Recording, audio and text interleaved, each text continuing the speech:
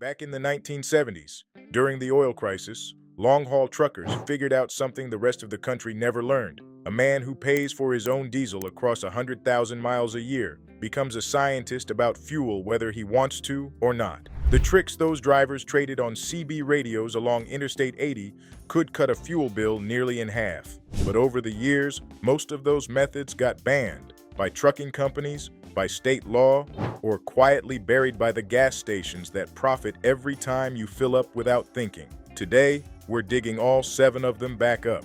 One thing before the countdown starts.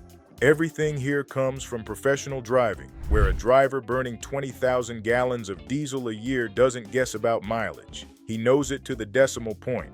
Some of these methods your father knew. A couple have been forgotten so completely that drivers under 40 have never heard of them. And number 1 is the only method on this list that will get you a ticket in all 50 states, and there's a good reason for that. We'll get there. Let's start with the one the gas stations hate most. Number 7.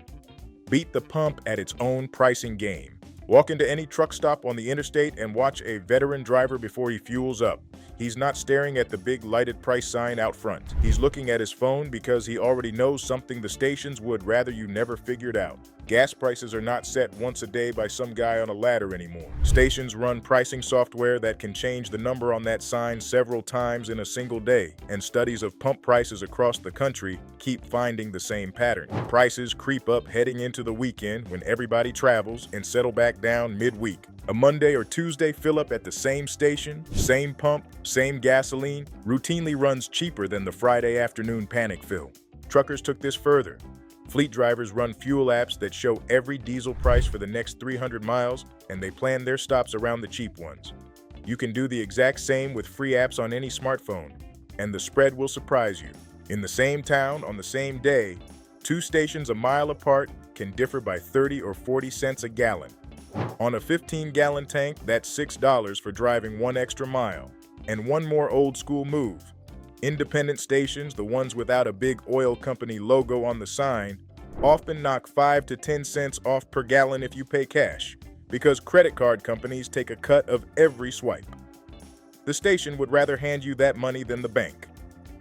Fill up twice a week and those quiet discounts add up to a couple $100s a year for doing nothing different except paying attention.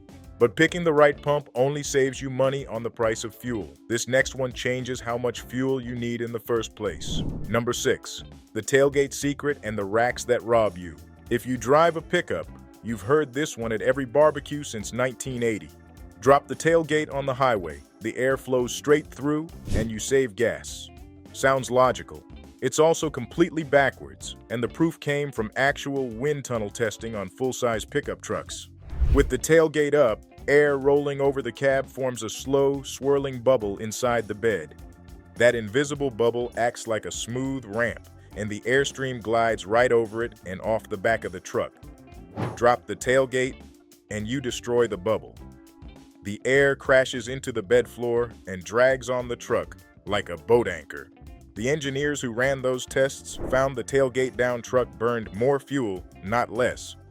That proof has been sitting in wind tunnel reports for decades, but nobody makes a dime correcting a barbecue myth, so the myth survived, and half the pickups in America have been doing it wrong for 40 years. Truckers have understood air for generations, because at highway speed, more than half the fuel an 18-wheeler burns goes into just shoving air out of the way. That's why modern rigs wear those side skirts, roof fairings, and trailer tails. Every curve on a new Kenworth is there to save diesel. For your car, the lesson is simple. Look at your roof, an empty roof rack. Just the bare crossbars whistling in the wind. Measurably hurts highway mileage. Bolt on a big cargo box. And Department of Energy testing shows fuel economy at interstate speeds can drop by up to a quarter. That's like watching 1 gallon out of every 4 pour straight onto the pavement. The fix costs nothing. Take the racks off when you're not using them. Put cargo inside the vehicle or on a rear hitch carrier instead of the roof. And let your car be the shape the factory designed. Now, air is what your vehicle moves through. The next method is about the only 4 things actually touching the road. Number 5. The morning tire ritual. Walk through any truck stop parking lot at sunrise and you'll hear it. a steady, ringing thump, thump, thump echoing between the rigs. That's drivers walking around their trucks, hitting each tire with a tire thumper, a short club that's hung in truck cabs for 100 years. A properly inflated tire rings back at you. A soft tire answers with a dull thud. 18 tires, checked every single morning, 365 days a year. Federal rules require the inspection, but drivers would do it anyway, because a trucker running soft tires is burning his own paycheck. Here's what that discipline is worth to you. A tire doesn't have to look flat to be costing you money. Tires naturally leak about 1 pound of pressure per month, and they lose another pound for every 10-degree drop in temperature. So the tires you set in July are seriously low by November, and they look perfectly normal the whole time. Nobody reminds you either, because tire shops don't make a dime selling air, but they do a fine business replacing tread that soft tires chewed up early. The Department of Energy puts the fuel penalty at about 0.2% for every single pound of pressure you're missing across all 4 tires. Run 10 pounds low, which is extremely common, and you're throwing away a couple percent of every tank all year long. Worse, soft tires flex and overheat, which turns a highway blowout from unlikely into possible. The fix costs $5 once. Buy a decent pressure gauge, check all 4 tires the first Saturday of every month while the tires are cold, and inflate them to the number printed on the sticker inside your driver's door. Not the number on the tire sidewall. That's the maximum, not the target. 5 minutes a month. That's the whole ritual. And it pays you back in fuel, tire life, and one less thing that can go wrong at 70 miles an hour. But tires only matter when you're moving. The next banned method is about all the fuel you burn going nowhere at all. Number 4, the idle ban. This one is banned in the most literal way on the list. Open the driver handbook at almost any major trucking fleet in America and you'll find strict limits on engine idling with trackers in the trucks to enforce it. More than half the states and dozens of cities have anti-idling laws on the books for commercial rigs, some with fines that run into the thousands. Why does everyone from the company accountant to the state legislature care so much? Because an idling engine achieves the worst fuel economy that exists. 0 miles per gallon. A big diesel at idle drinks close to a gallon an hour while going absolutely nowhere. And fleets figured out decades ago that idle time was quietly costing them thousands of dollars per truck per year. Your car does the same thing on a smaller scale. And the worst offender is a habit that used to be good advice. Warming up the engine. Back when cars had carburetors, a long warm-up on a cold morning was genuinely necessary. And every father in America taught it to his kids. But carburetors disappeared from new cars over 30 years ago.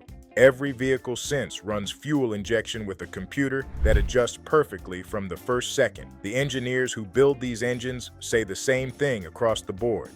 30 seconds, maybe a minute in bitter cold, then drive off gently.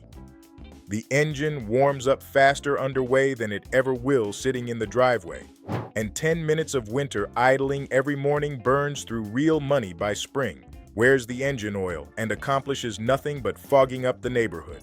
Same logic anywhere you sit parked with the engine running, waiting at the school, the pharmacy drive-through, the railroad crossing that takes forever. As a rule of thumb, if you'll be stopped more than a minute or so and it's safe to do it, shut it off. Restarting uses just a few seconds worth of fuel on a modern engine. Now we've arrived at the middle of the list, and this is the one worth the whole video. It saves more fuel than everything else combined.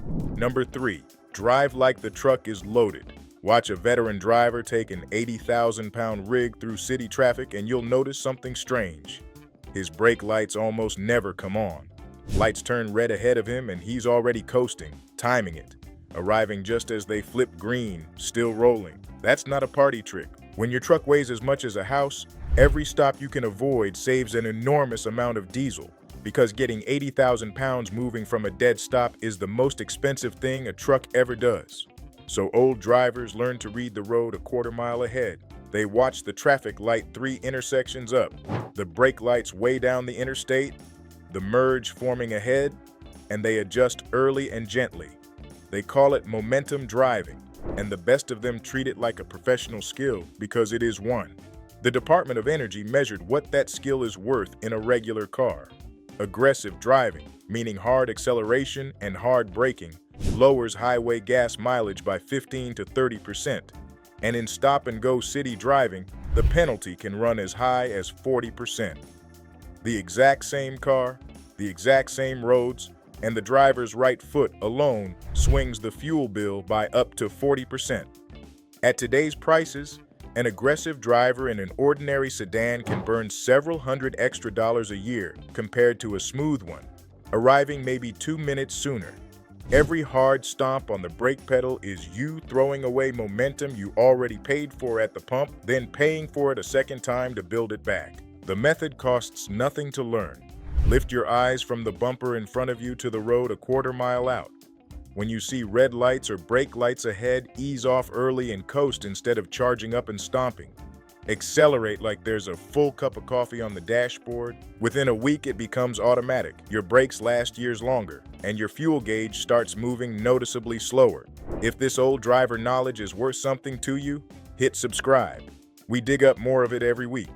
Now, momentum driving pairs perfectly with the next method, because how smoothly you drive matters, but so does the number on your speedometer. Number 2, the 55 sweet spot. Ever wonder why so many 18-wheelers hold a steady 62 or 65 in the right lane while cars blow past them all day? Those drivers aren't being polite. Most fleet trucks have a governor, a computer limit set by the company that caps the top speed, and the companies did the math to the penny.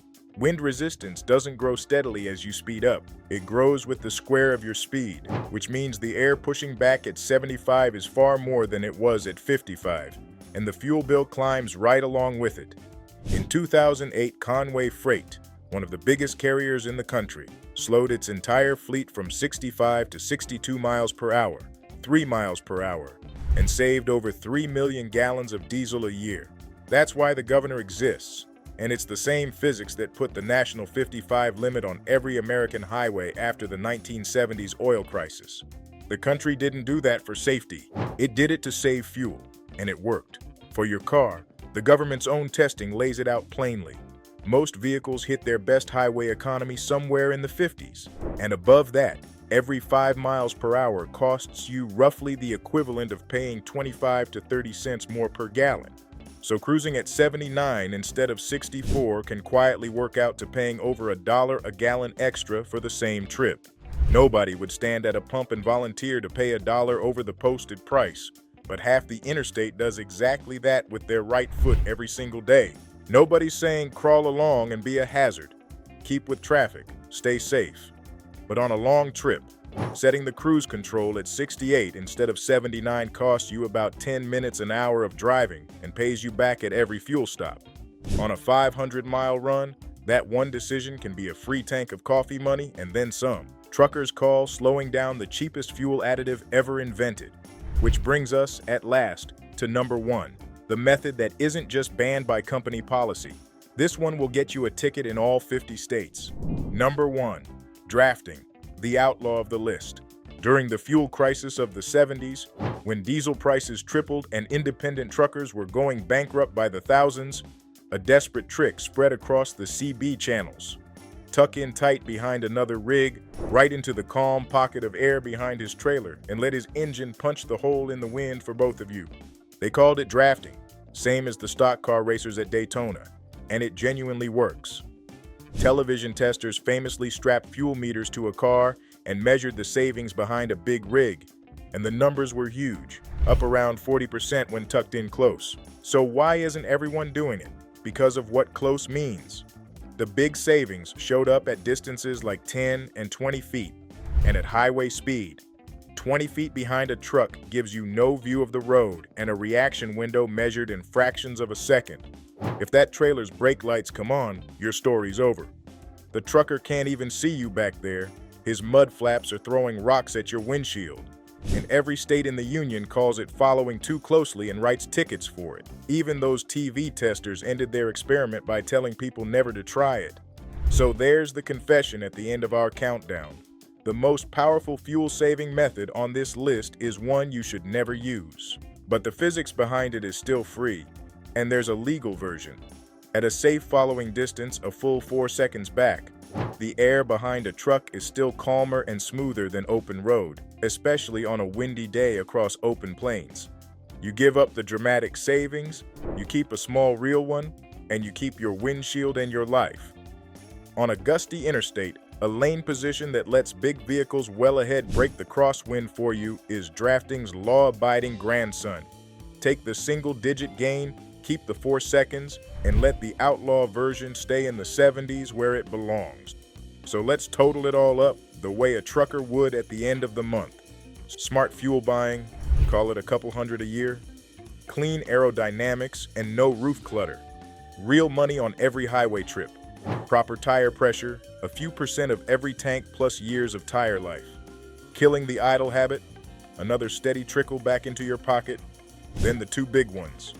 Momentum driving and the 55 sweet spot, which together can swing your fuel economy by a third or more. Now here's the honest math, because you deserve it straight. The truckers got close to half because they drove for a living 10 hours a day every single day, with every trick running at once. You won't match that. What a typical driver spending $3,000 a year on gas can realistically claw back is closer to a third. But a third is $1,000 every year. Not with gadgets, not with magic pills poured in the tank, just with the habits of men who couldn't afford to waste a single gallon. The gas stations didn't ban any of this. They just never mentioned it because your ignorance is their profit margin. The best part is you can start tomorrow morning with the 2 free ones. Check your tires this weekend, and on your next drive, lift your eyes a quarter mile down the road and see how rarely you can touch the brakes. Your fuel gauge will tell you the rest. And if you want to see what mechanics say you should never do to your engine, the tricks that actually destroy cars instead of saving them, that video is on your screen right now. Old drivers know things. Stick around and we'll keep passing them on.